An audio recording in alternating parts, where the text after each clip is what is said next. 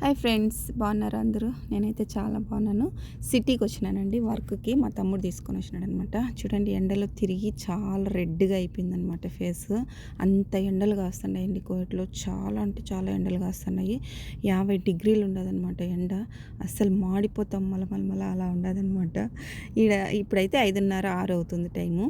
ఇంకా పొద్దుగూకలేదనమాట. అందుకని ఒక వీడియో తీసుకుందాం. పక్కనే నేను వర్క్కి వచ్చింది, దాని పక్కనే బీచ్ ఉందనమాట. ఇంకా చూసి కాసేపు ఉండేసి వెళ్దామని వస్తే మళ్ళీ ఇంకా వర్క్ ఉందనమాట, వెళ్ళాలి, ఉండలేకున్నాను.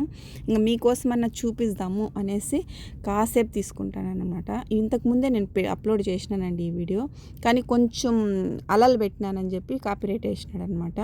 అసలు యాక్సెప్ట్ చేయలేదు. అందుకని మళ్ళీ వాయిస్ ఓవర్ ఇచ్చి నేను పెడతానమాట. యూట్యూబ్ చాలా కష్టం ఉండదండి. యూట్యూబ్లో మనమే కనిపించాలి, మన వాయిసే ఉండాలి, అలా ఉండదన్నమాట పరిస్థితి. ఇంకేం చేయలేము. చుట్టూ చూడండి పచ్చదనం, చెట్లు ఎలా ఉన్నాయో, చాలా బాగుంది కదా.